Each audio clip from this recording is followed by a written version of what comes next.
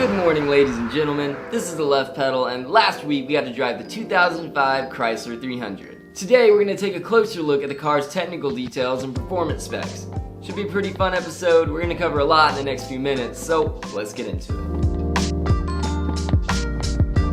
The Chrysler 300 sits on the LX chassis, designed with the help of Mercedes-Benz. The car is 197 inches long, 74 inches wide, and 58.5 inches tall, with a long 120-inch wheelbase and a track width of 63 inches.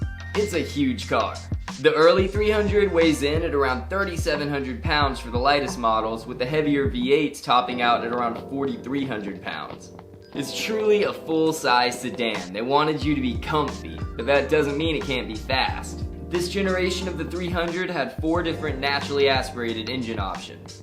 At the bottom of the lineup was a 2.7-liter V6, which made 190 horsepower. This engine really was not big enough for the heavy sedan, getting the car from 0 to 60 miles per hour in around 10 seconds, with a top speed of 130 miles an hour.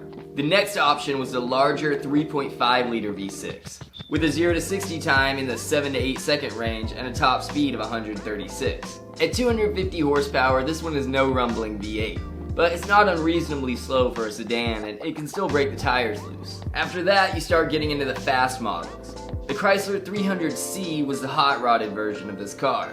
Equipped with a 16-valve, 5.7-liter HEMI V8, this one had 340 horsepower under the hood. It got from 0 to 60 in under 6 seconds with a top speed of 155. The top shelf model was called the SRT8. This one was more angry monster than a luxury car. It got a big 6.1-liter HEMI V8 engine that pushed out 425 horsepower and 420 pound-feet of torque. The SRT8 has a top speed of 176 miles an hour and can get from a stop to 60 miles an hour in 4.5 seconds. The styling of the car got a little more aggressive with the faster versions. An easy way to tell the difference in a V8 and a V6 is the headlights. The V6 had square headlights and the V8s were more rounded off. The car gets either a 4-speed automatic or 5-speed automatic depending on your engine. Most 300s are rear-wheel drive, but they did make a pretty impressive all-wheel drive version. This could be especially useful for those who live in cold states because the Chrysler does have a tendency to break the tires loose. Most regular sedans are equipped with pretty unexciting suspension systems. The Chrysler manages to absorb hard corners and sharp turns with very little body roll on the inside. It doesn't handle particularly well in that it'd be fast on a racetrack, but it does make spirited driving fun and comfortable for the person behind the wheel.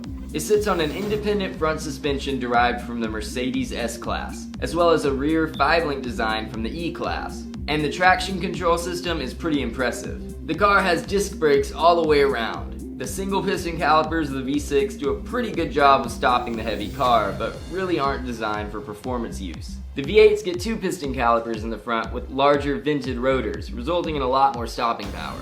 The styling of the Chrysler 300 is pretty unique. In the same way that we can look at an old Pontiac Firebird and say that's what the late 70s looked like, I think future generations will look at this car and say that's what the early 2000s looked like. It just has a vibe that really defines the era. The LX chassis kind of took over America for a couple decades. The 300, the Charger, the Magnum. Our police cars are built on this chassis. As far as livability goes, the 300 is not a bad car to sit in every day.